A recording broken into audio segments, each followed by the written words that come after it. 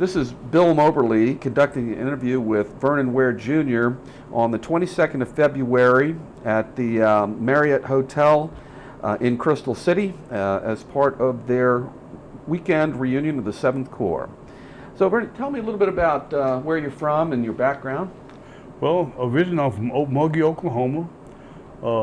7 out of 11 kids. I was the roll of the dice.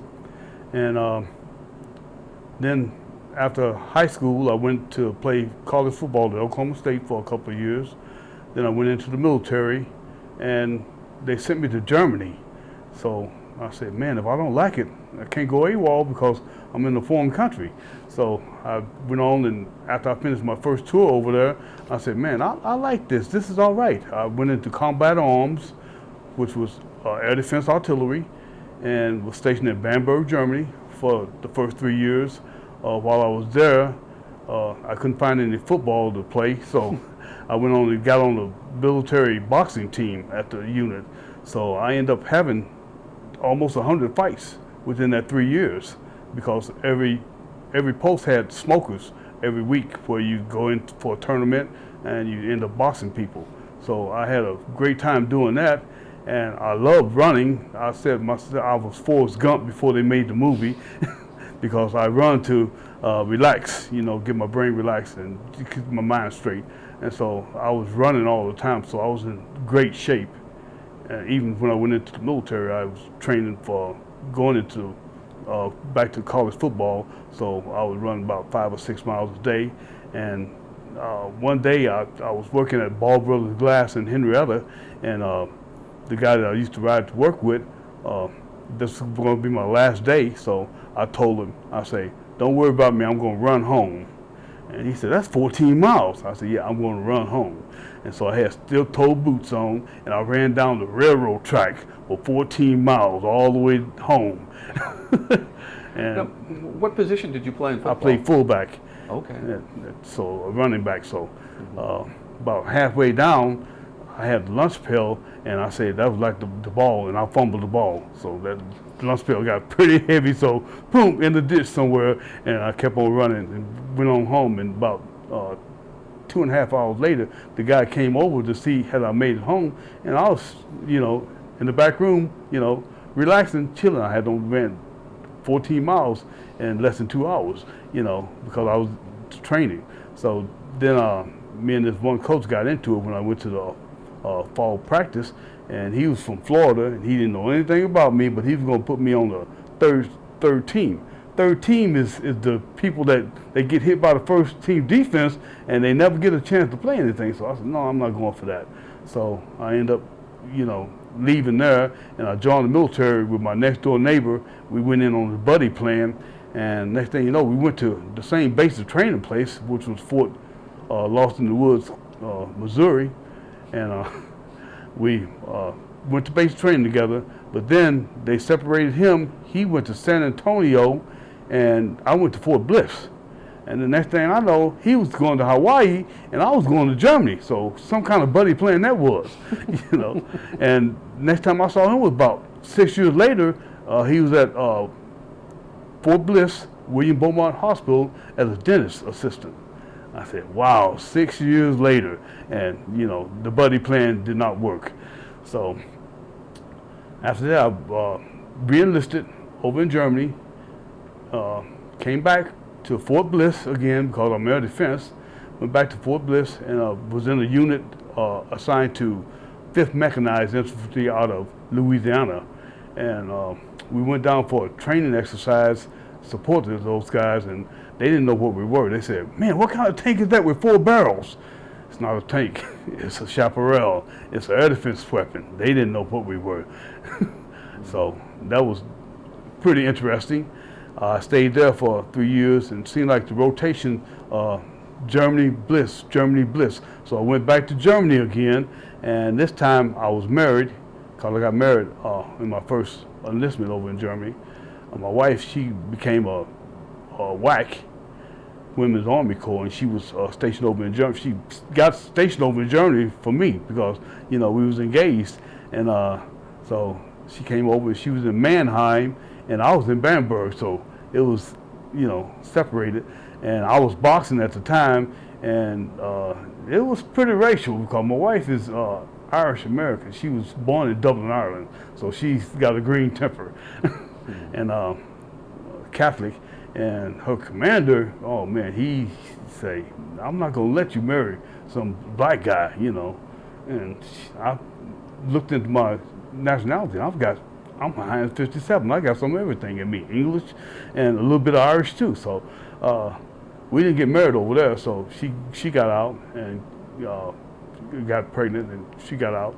And I said, I'll be home. We'll get married back home. So we got married December 25th, 1977. 42 years ago, we still together. And people say, no, that ain't gonna work. That ain't gonna work. 42 years later, we're still together. So she's been my rock, my support. And so went back to Germany a second time with kids. And we were stationed in Kissingen, which is part of Würzburg, and beautiful piece of country over there. And the wife and the kids loved it. We could go swimming all the time, you know, and Germany was more family oriented, the German people, you know. And so it's a lot of things for them to do. And I was always in the field, always training. Every month we had a useful alert. I don't care if it was the first of the month, the middle of the month, or the last of the month. And we had to be in at dark 30, loading up and moving to our war zone, which was, they call it the Cold War. I call it the Hot War because at one time we were supposed to support the Fulda Gap, is the nearest place where the Russians would come into Germany, attack Germany. So our artillery unit was to shut that gap down. So one day I was up there in the field, and you always had the unit covered up, and I was looking through the binoculars down at the dogs and the fence that was covered to keep them over there instead of them keeping us out. And so I was down looking at the dogs, and then I came up and I had two eyes on my eyes. That was the hardest thing in the world. I said, oh my God, this dude is looking right at me. And we were eye to eye. And I said, this is definitely a war zone, you know, when we're looking at each other like that. And so that was scary. Mm-hmm. But, you know, survived that and went back to El Paso again. Went back, I became an instructor. And while I was on the instructor battalion, I got this letter in the mail that said, you will proceed to Fort Sill, Oklahoma. It didn't say, do you want to, or maybe. It said, you will proceed to Fort Sill, Oklahoma. And that was drill sergeant school. Who wants that? And so I went there and I became a drill sergeant. And it was exciting, you know, because when I first came in the military, I had drill sergeants who were Vietnam vets. And those guys were really, really tough on you, you know. So I said to myself, if I'm going to be a drill sergeant, I'm going to use some of the tactics that I learned from them because they taught me to be strong and tough. Because war, you never know when it's going to happen. So I became a drill sergeant, and my nickname on the hill was Smoke Master because I believed in being physically fit. And so when you pushing soldiers, doing push-ups and sit-ups and stuff, they call it smoking them. So I was the Smoke Master. And while they was in basic training, no cookies, no cake, no pop and all that kind of stuff. You ate right, and that way your body became right, you know, and strong and tough. And that's the nickname Smoke Master lived with me. I had guys that when they graduated, they had T-shirts, Body by Smoke Master. Because they had lost a lot of weight and they trimmed up, and a lot of them, you know, continued on after that to eat better and not be out eating sweets and just polluting their body. So I enjoyed that part, being that. And then I was getting ready to 5 days short of becoming, you know, coming off the trail, as we call it, as drill sergeants call it, coming off the trail. And the command sergeant major called me in the office and say, well, Sergeant Ware, we involuntarily extended you for the next 3 months. What? I got 5 days, Sergeant Major. He said, nope, we already talked to your wife, and she said she don't have no problem with it. And I was used to training soldiers, guys, and they had females up there, which were Patriot missile crewmen. And he said, you're going to be going down to Charlie Battery. Charlie Battery, that's got all them females in it. He said, yeah, we got 3 drill sergeants that's under charges. And I said, whoa. And he said, your wife is okay with that. She has no problem with you going down there and being a drill sergeant. But those soldiers down there, they knew who I was on the hill, and they didn't want no parts of me. You know, but hey, I was going down there being professional. I was going to be a drill sergeant, and they were going to get smoked too. So went down to Charlie Battery, and they had the court martial on 3 guys. 2 of them got off, and they were married, but soon they got divorced after their wife found out what they were doing, you know, with the female soldiers. And then one I took to Leavenworth for 20 years. And, you know, after the court martial, it was a 3-day long court martial, and it was day and night. And the night when they found him guilty and stuff, they say, well, you're going to be having to take him to Fort Leavenworth. And so you go get ready to take him. I say, no, I ain't going nowhere. I say, I'm going to get me a night's sleep. I say, y'all been holding this guy for the last week or so down here in the cells. You can hold him for another night. I'll get some rest, and then I'll take him on to Leavenworth. So end up the next day, I got my Class A's on, and he had his Class A's on, and I took him to the airport. We left out of Dallas, and they gave me handcuffs and stuff. I said, I'm not going to handcuff you because I don't think you're going to be doing any running, you know. Because I was in good shape, and he wasn't gonna be doing no running from me, you know. So, but he kept on saying, "Oh, I'm gonna be discharged because it's, you know, it ain't right. You know, they're gonna have to relook at this, and I'm gonna beat the charges and stuff." So I said, no problem. And we went on, got to Dallas, changed over, and went to Leavenworth. And once we got to Leavenworth, I put the handcuffs on him, you know, like it's supposed to be, and. Went on, and I saw these, looking across from the airport, I saw this razor blades, you know, just glistening in the sun. Dang, and that was Leavenworth's prison. Formidable looking place. So, you know, the guy picked us up, and they had some other people that Leavenworth working out at the Burger King and all the kind of stuff, doing lawns and stuff. Those were prisoners, I guess.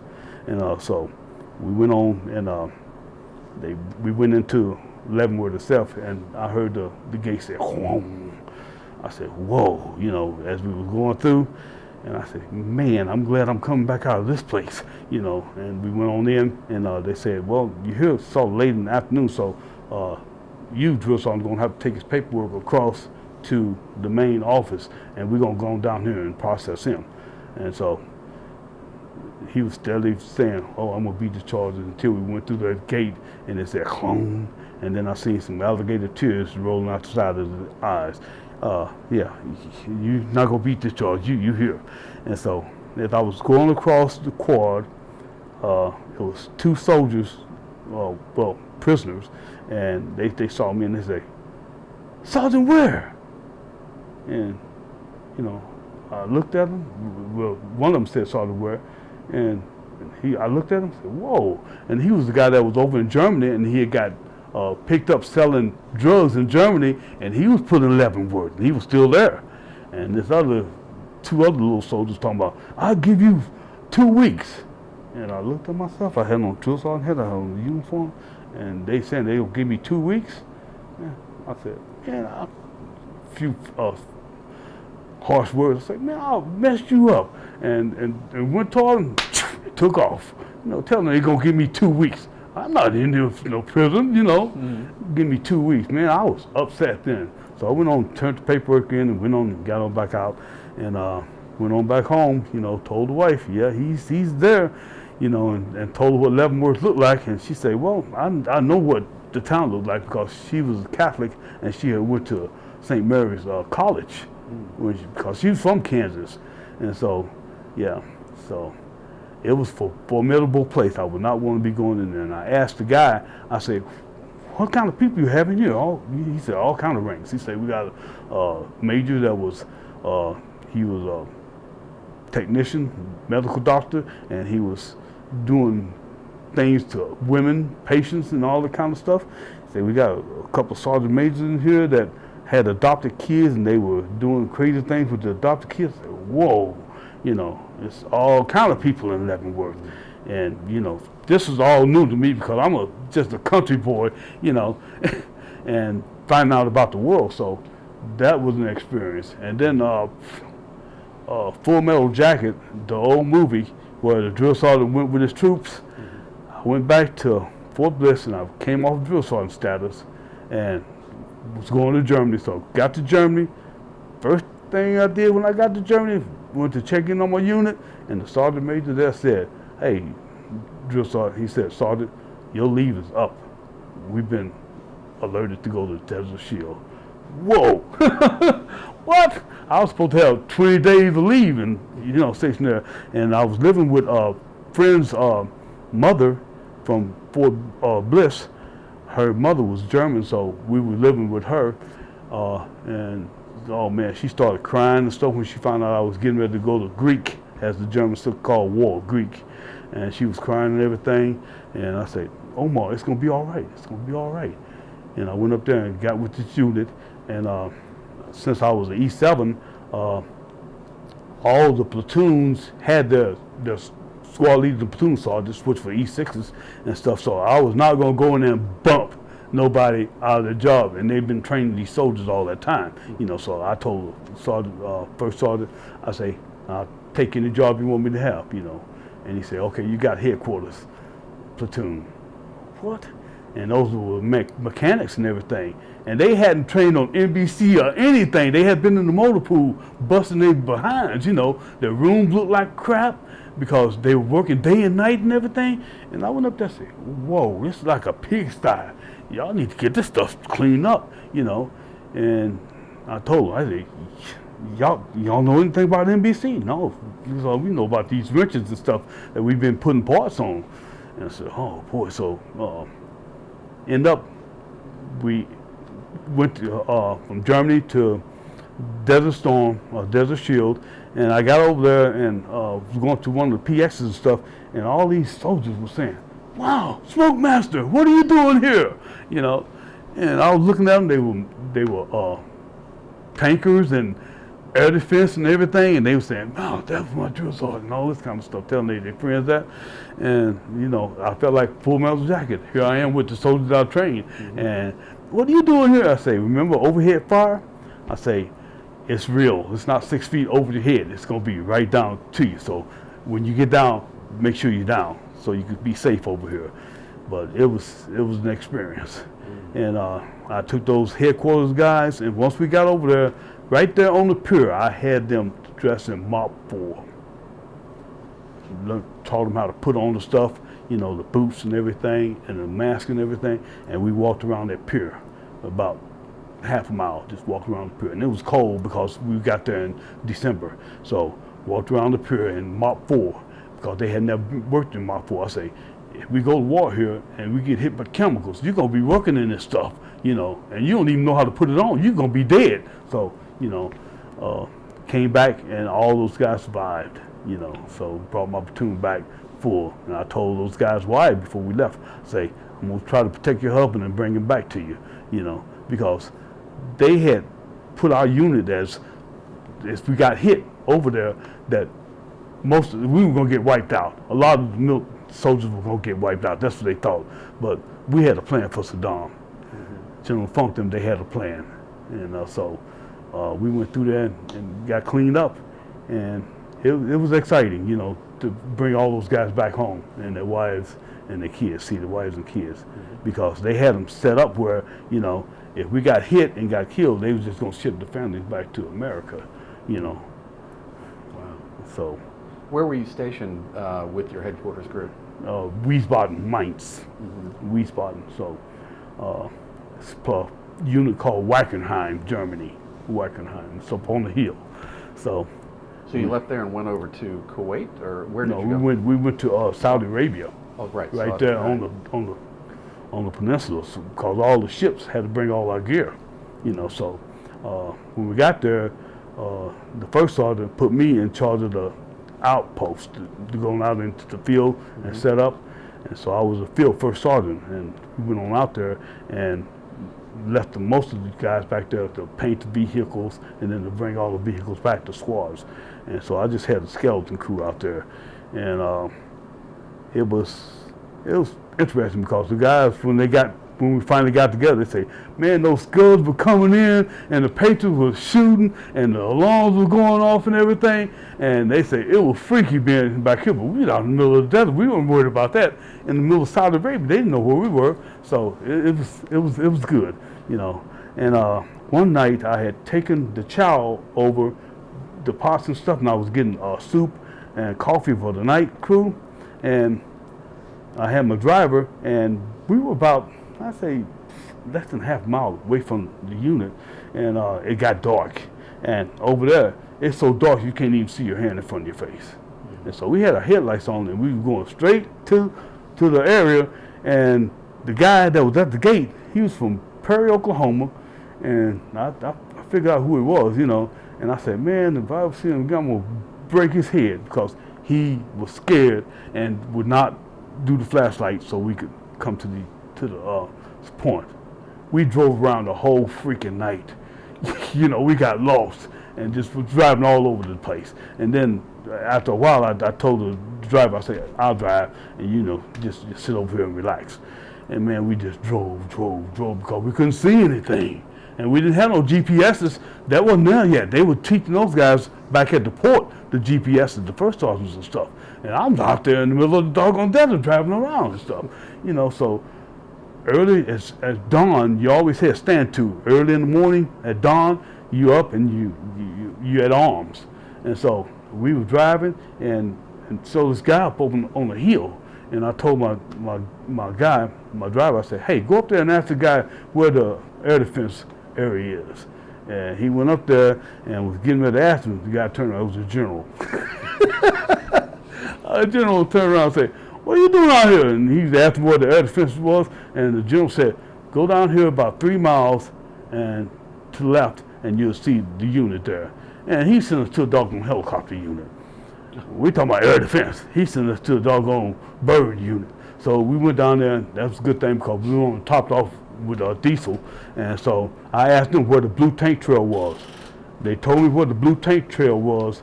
I got to the blue tank trail, and I know my way around. Once we got to the blue tank trail, went right onto the unit, you know. And the next thing I know, when I got back, my wife said, yeah, Sergeant First Class Trump, they call him the Big Bird, said that you was lost for 2 days. 2 days. I'm lost overnight, and all of a sudden I'm lost for 2 days. And he said they didn't report anything for a while because they didn't know where I was. I know where I was. I was in the middle of Saudi Arabia, not nowhere near Iraq, you know. So it was a good thing. And so we went on through that, and once we started the war, I was with a supply unit. We had the supplies for the M1 Abrams and stuff, and the fuel and everything. And those guys were rolling. They were rolling. And they sent us this other way. And just before we went down toward the Tigris, they stopped us and told us, you know, hold tight. Next thing you know, here come 4 Apaches over and down into the valley. And we heard all hell break loose. You know, the Apaches were wiping them out. And then they told us, okay, move out. And we went down this just going straight down like we were going into hell. On both sides of the roads, tanks were blowing and exploding and burning and stuff. They had set up a ambush, and they were going to take out the supply. But the tankers had don't run so fast, they didn't know these guys were over here. They could have took out the supplies, and they would just been running on fumes because they had tanks over here and men and stuff. And you know, our scouts spotted them, you know, Bradleys, and you know, called the Apaches in, and it was rough. And it was started to turn dark, and all of a sudden, right beside us, it turned into day.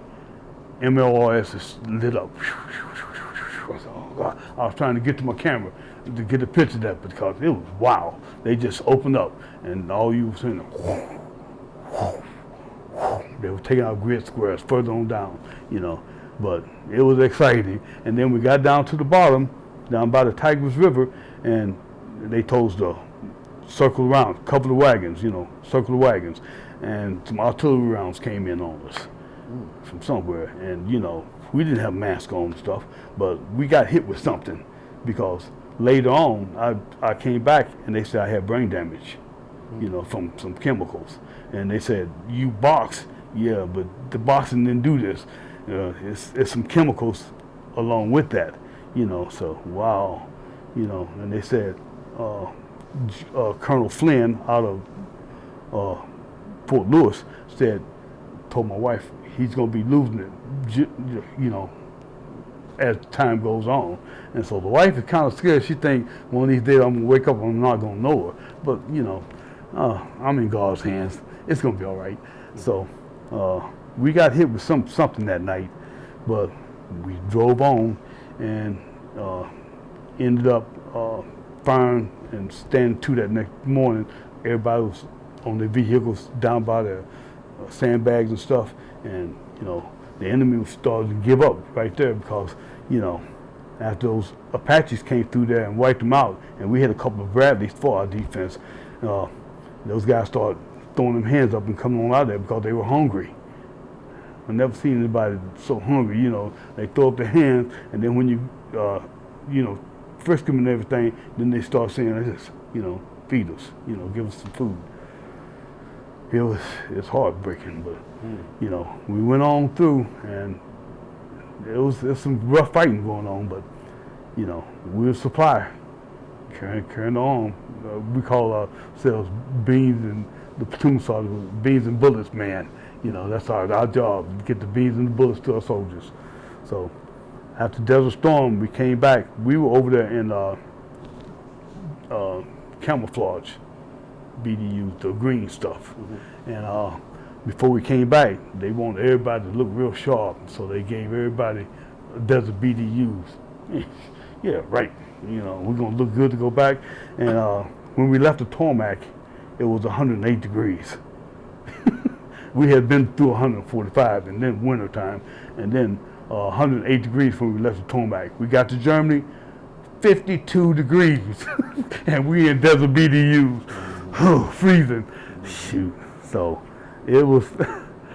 That's been an experience. And then we got back, and me and the command sergeant major, we didn't see eye to eye because he was telling my soldiers. He said that I took over a platoon over there because the guy had to go back. His wife was having trouble with her sons, so he had to go back. So they gave me his platoon, and I started training those guys and getting them hooked up, physically. Because I say, once we get back, they're gonna have PT tests, for people, because you haven't had the PT test in almost a year, and they're gonna have to get their paperwork together. So I started training them and pushing them, and getting them physically fit so they could pass the PT test when we get back.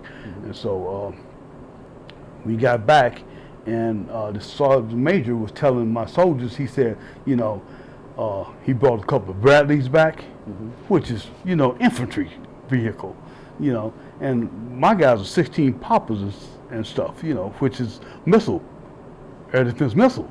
And he was telling them that, if you don't change over to this Bradley, y'all gonna get kicked out the Army. I said, oh, no, wrong answer. I told my soldiers, you're gonna be retrained to 16 popper, but you're gonna have the Avenger, which is a motorized vehicle that shoots missiles. But he was telling them all kind of stuff that he wanted them to become Bradley people, because he had promised some other sergeant major, we'll take those couple of your Bradleys back and we'll train our guys over on Bradley. No, I was looking at that happen to my people, So next thing you know, I went and found me a job because, I'm too big to be in a tank, and so I went and found me a job at a unit over in Mainz, and it was helping families get coordinated into Germany. And next thing you know, I come down on orders for Fort Lewis, Washington. I had went and seen a sergeant major, and he said, yeah, you could be transferred to Bamberg, where they got the Avenger, because they had artillery and army units there, and they had to have the Avenger to roll with them because they didn't have chaparrals. And we broke the chaparrals down, got all the parts and stuff together, and we boxed them up to ship them back to the States. So that was going to be gone. But, you know, he telling those guys they're going to have to become Bradley crewmen. No. They were going to have to be retrained into Avenger some way and somehow. But, you know, so I found the sergeant major, and he said, yeah, you know, I can get you over there. And, you know, he had a knee operation, so, you know, he was busy trying to heal. And next thing you know, I come down on orders for Fort Lewis. Never been to Fort Lewis in all my life, you know, and didn't have time to go and check the place out to see what Fort Lewis was like. So told the wife, and we started packing up and stuff. And they didn't want to leave Germany. They loved Germany, you know, because the Germans treated them so well. As a matter of fact, the German government had given money to the swim team because my daughter was ranked #1 in all of Germany in long distance swimming. She's about 6 foot tall, and when she hit the water, she's gone, you know. And they loved her, and they wanted me. They say, well, we'll find you a job and all this kind of stuff. And no, I'm a soldier, you know, so. You know, no. So we packed up and came on back to the States.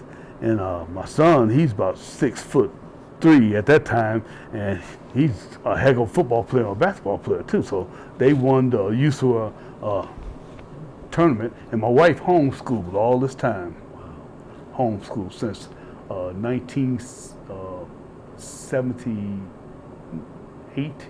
Yeah, she homeschooled. Because we were in El Paso, and they were starting to have drive-by shootings and stuff at the school. And my wife is a teacher anyway, you know. She registered to be a teacher, so she started homeschooling the kids, and that's unique.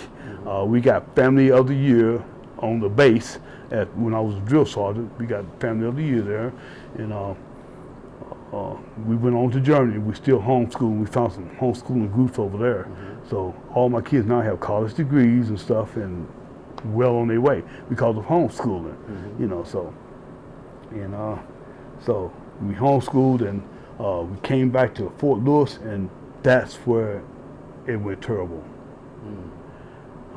They had a general on that post, on that base, and he was saving all the housing for people coming up from Fort Ord. He wanted that unit to be special forces.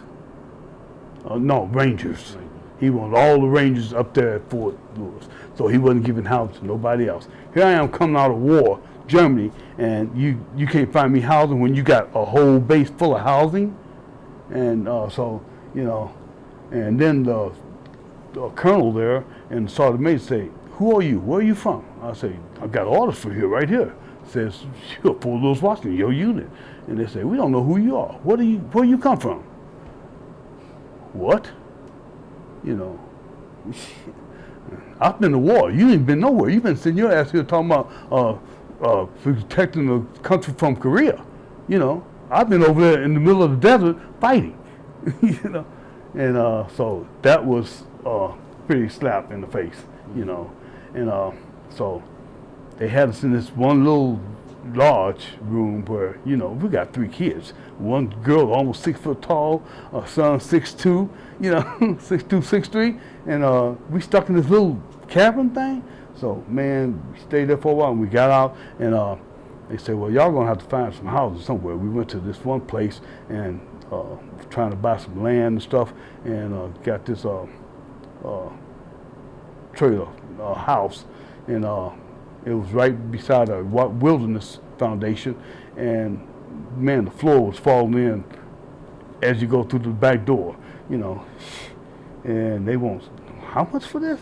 You know, so we said, nope. We stayed up for a few days and stayed with a couple of friends, you know, slept on floors and stuff, you know, around the area, you know, trying to figure out what we were gonna do. And at the beginning, I started not liking Fort Lewis. You know, from that commander talking about, who are you? Where are you from? Why are you here? United States Army said, this is what it's supposed to be, you know. And so, not good. So I started having anxiety. I was wanting to hurt somebody, you know. So they put me in the hospital, and that's when I met Colonel Flynn, and he said, he diagnosed me. He said, you have not Parkinson, but you have some pugilissia and some brain damage. And he said, you know, we're gonna have to medically, you know, put you out, you know. And then you got sleep apnea too, you know, because I couldn't hardly sleep, you know. And my wife said, darn, you know, when I'm sleeping beside you, sometimes you stop breathing. What? Yeah, so I ended up with sleep apnea too. So they put me in a medical hold unit, and they said, well, we're going to end up putting you out the Army. And so we were preparing for that, and I told the wife, I said, we're not going to stay up here because the prices were going up, because people were moving up from California, Fort Oil was closing down.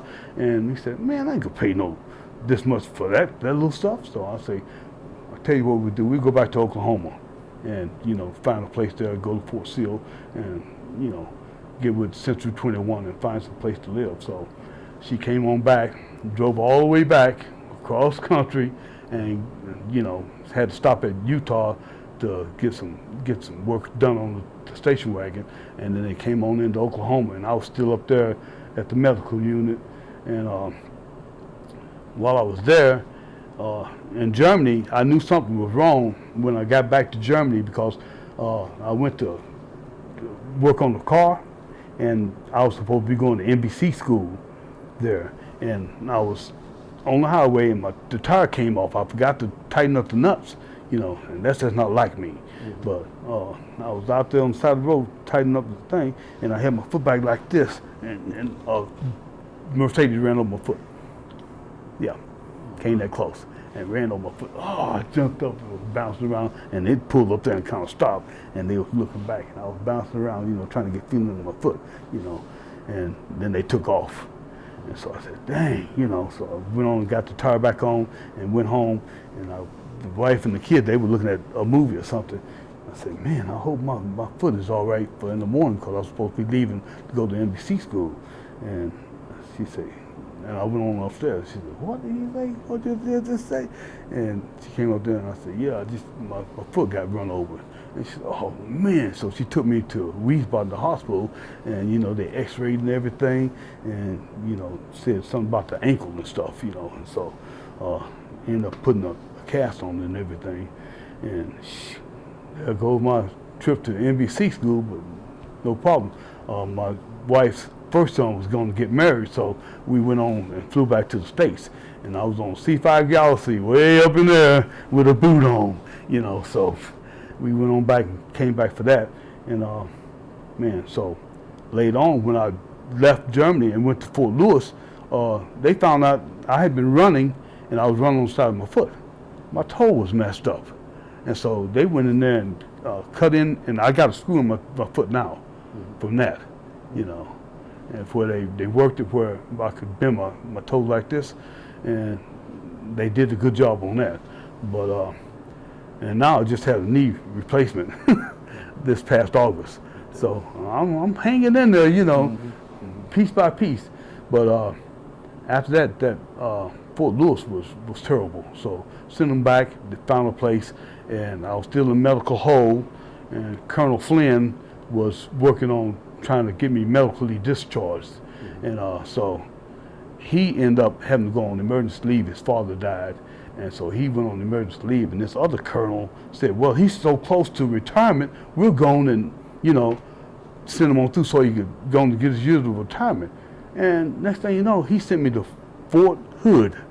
But my family couldn't get their baggage because they were so far. They was all the way in Oklahoma, and I was at Fort Lewis. They say, you'd have to pay for your stuff to get shipped.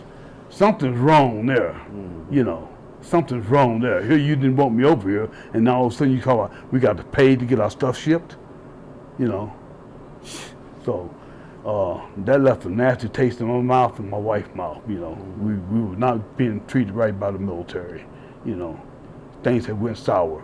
So ended up going to Fort Hood, and So that way, when I got the order for Fort Hood, they could ship my stuff to my house, because, within distance, which was ridiculous. They were sleeping on sleeping bags and stuff on the place that we had bought, because my wife liked this place. It was 18 acres, and we got it for $80,000. It had a 4-bedroom, 2-car garage, but it's small, but it's one of those economies, fully electric, and then we had a barn with electricity running to it and stuff, so, and it was a nice piece of property for $80,000. And here, you couldn't get a shack for that up in Washington State at the time, so we got that. She liked it, came over the hill, the lady brought over the hill, and there's green pine trees in the wintertime. And my wife said, that sure is beautiful down there. And the lady went on down and drove up in there. So my wife liked it. I got it for her, and that's it, so. But all in all, it turned out to be 22 years when I got to Fort Hood. Because, and then I'm still looking for somebody to tell me why come I didn't get E8. I know I should have made E8, because when I got down to Fort Hood, it was one of those sergeants that I took over his platoon. He was the E6. He made E7 and he made E8, during that time frame. Whoa, something's wrong. I was a drill sergeant, went to war and came back, brought all my people back, took my picture and everything. And, and they say, well, when they said that you were going to be medically retired, they might have just disbanded your stuff, put it back in the file. I want to know if it was in the file or something. I'm still in the military, find me, give me my E8, I don't care about the money now. I just want the prestige to know that I was a master blaster, so. And so the wife been worried about that. I kind of kicked it to the curb so much, I'm saying, if they find out that I did, going to put it on my record that I was a master sergeant, But my wife was really upset. She said, you did all the stuff and you should be a E8, and she's really upset about that, so she told me when I'm up here, check in on it to see if somebody could go and punch through some records and see did I really make it, and got pushed back to the curb because they said I was going to be medically discharged, but I wasn't. And then they sent me to Fort Hood, so I got lost in the shuffle somewhere. During Desert Storm, I could understand, all these soldiers coming back from Desert Storm and everything, and if somebody going to get medically discharged, they would just push you to the curb, even if you did make it, so I need to find out, because I always reach for the top in everything I did, boxing and anything else, I always tried to be the best. So if I wanted to make E8, the top of the chain, so I need to find that out. That's one thing she was harping at me to find out while I'm here, to see if I had made the E8 list, so. But other than that, after I retired in 1997, medically retired, because I got down to Fort Hood and I still have the sleep apnea stuff, and we'd be at a meeting and I'd be sitting in the meeting and man, I'd fall asleep, because sleep deprived. Yeah, it was the apnea. It was just kicking. So they said, man, Sarge, you can't stay in the Army anymore, And before, like the units that I was in, the guys didn't know where I was when I was sleeping. They couldn't hear me because I slipped that soft. But after that, I was snoring and everything, just like my other soldiers. I used to find them because I knew where they were because they snored, and I was quiet. I walk up on, dude, y'all snoring, But then I started doing that, and the wife said, you stop breathing in your sleep. So I had to get something done. So I've been on a CPAP machine since then. And I got the CPAP machine with me now because sleep apnea is really rough because the dude named James White, the football player that played for Green Bay, he died from sleep apnea, so it's serious. So did you ever find out the answer to your question about the E8? No, I'm still, that's why I'm here. I'm going to be checking with some people. Even if I have to talk to General Franks, can you do anything? Colonel Reno, can you check this? you know, pull some strings and see. I just want to see, you know, because, you know, I always wanted to be the best and go to the top. And I think I did my job to be at the top. But, you know. I wish you luck in that. Yeah. Wish you luck in that. So you were discharged out of Fort Hood? Fort Hood. Okay. Yeah. Cool. Medically retired. Tell me about your Bronze Star. What was? I got the Bronze Star from Desert Storm because the unit that we was in, like I took over headquarters platoon, you know, and I brought all those guys home. So they said, you did a good job, you know, bringing these guys and training these guys because they didn't know anything about NBC, Right. you know, and you took them around and, you know, got them scrubbed down to where, you know, if we did have to go into Mach 4 and continue the battle, they would have been able to do it because of what I did with them, you know. And I kept them after the war. You know how people would run around trying to get souvenirs, crawling off into foxholes and stuff. I wouldn't let these guys do that. I say, dude, some of these places could be booby trapped. You crawl off in there, you're going to come up dead. And then I got to explain to your wife that you crawl off in there for some souvenirs? No, you know, none of that. So I brought all those guys home, you know.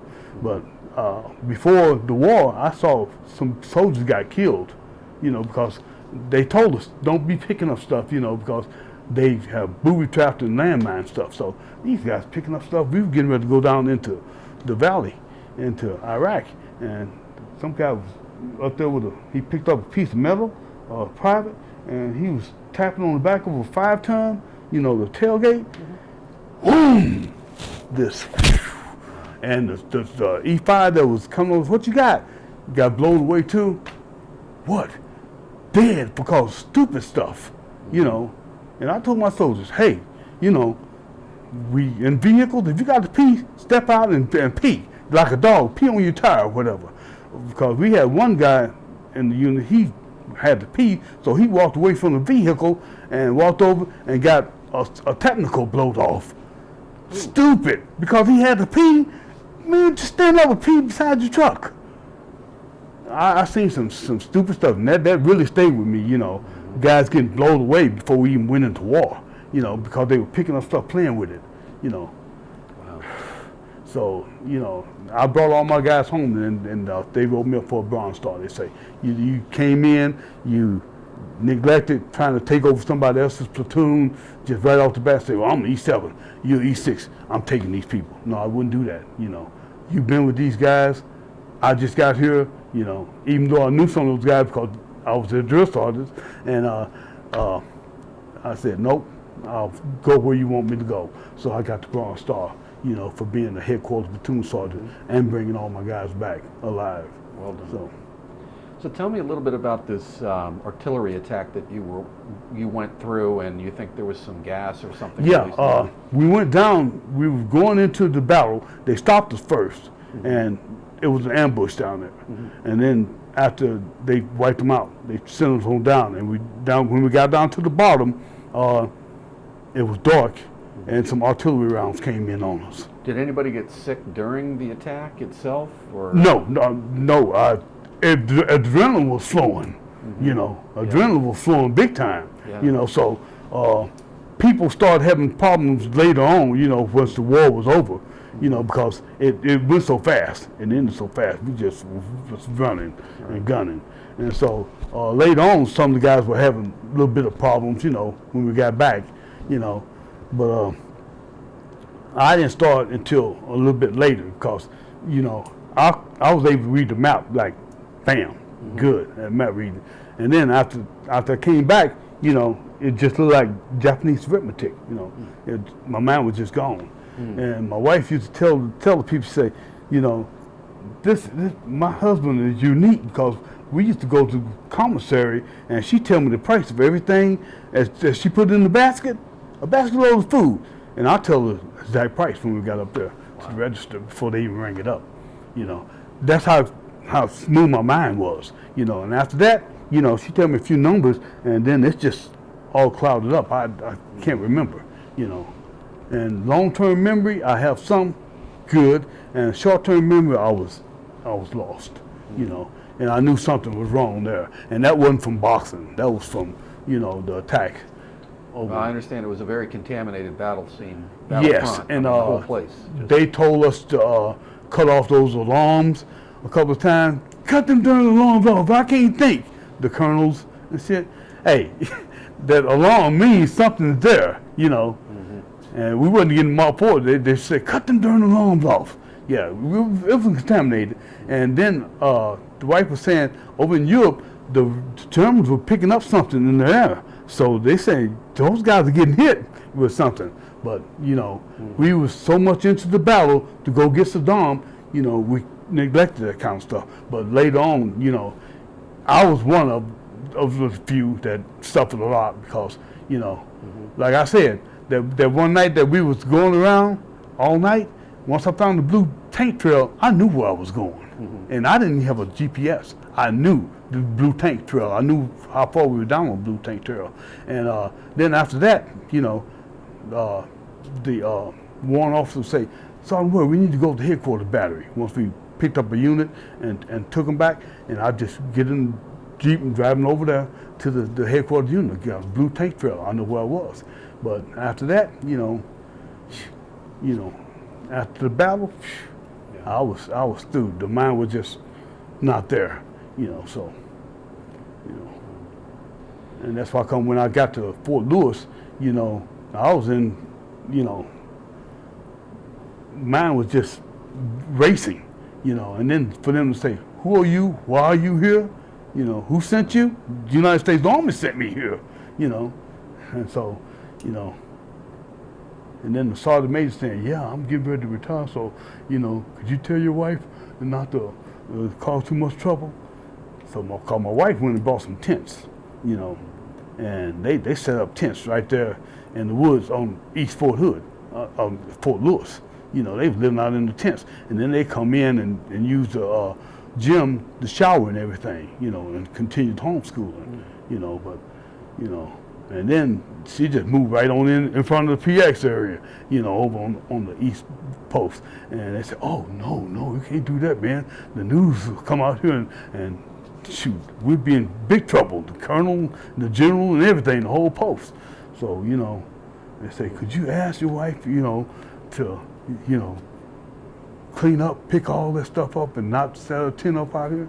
And the wife said, well, they don't want to give us housing, and we can't afford the stuff that they trying to sell now, so, and then I said, well, we'll go back to Oklahoma, go back and find a place there, be close to my parents, and, she was from Pittsburgh, Kansas, so she'd be close to her first son and stuff, so she went on and, we agreed and did that, but, we were finna start some chaos in Fort Lewis. We were finna let the whole world know you have soldiers come back from the war and you here trying to save up housing from on base, to bring in Rangers so that you could be the Ranger capital of the Army, and just kick a war veteran out on the street, so, we were finna, my wife was gonna go to the news and let them know what was going on, but it all turned out for the best. So are you still living in Oklahoma now? Yeah, I got 20 acres. The place that she spotted over the hill, like I said, $80,000 for all that, and we still there. We got horses and some chickens. Sounds like your piece of heaven. Yeah. And it's quiet. If we were down in the valley, and nobody messed with us, we shut our gate. And it's a nice life. God is good to us. He is good. So these interviews will be online and available to researchers in the future through our museum and through the Library of Congress Museum. This interview will be a lot of places for the record. What would you tell future generations about serving your country? Well, the Army was good to us, because we believed in serving our country, and doing the best. And the volunteer Army was one of the greatest things that came along. It wasn't that if you either go to jail or go into the military. It wasn't none of that. You were volunteer to come in here to serve the country. And like I said, I came in for the first playing, I wasn't planning on staying because I was a football player, you know. But then I got in and I found the camaraderie, you know. It was like a family. The Army was like a family, seriously. You know, they took care of each other. And now it's not so much as taking care of each other because you got the different generations that's come in here, and it's spreading apart. Like they were trying to get me to become a Mason, a black Mason. You know, I didn't know it was a difference between Masons. You know, but that's not me. You know, and so they say, "Oh man, you join the Brotherhood of the Masons and everything." You know, your rank and all that stuff will come to you. I said, "No, I'm gonna earn my rank by being the best, being what I am." And I never went to promotion boards, all that kind of stuff. You know, promote me for what I am, what you see, you know. And I'm a soldier's sergeant, you know, and I like my soldiers, and I'm gonna take care of my soldiers. And my wife was the same way, you know, she'd help me take care of my soldiers. As a matter of fact, one time in basic training, one AIT soldier, his wife came down with the baby, okay, and they weren't expecting her, and they was getting ready to ship him to Fort Hood, you know. And they told him that your wife just have to get there any way she can. You know, my wife loaded him up in the station wagon, her and my son, and drove him and his wife and the baby down to Fort Hood and got them in processed, you know, and got them in the housing. Now that's the kind of wife my wife is. She took them all the way to Fort Hood on our own money and stuff, and talked to them people down there, got them in housing, got them squared away, and got them there, you know, the wife and her husband and the baby, you know. And she didn't have to do that, but she did that, you know, because the Army is a family, and that's how she felt, you know. You know, so. You're a lucky man. Yeah, I am very lucky. And I didn't want to become a Mason, so, you know, they say, well, we looking at you, you know, we looking at you, keep on looking. You know, so no, I wasn't like that. My group was the United States military, not no brotherhood and stuff like that integrated in. No, I'm a soldier. So. Well, sir, thank you so much for your service and for a great interview. Really appreciate it. Thank you guys for y'all's prayers, because that's what really brought us through.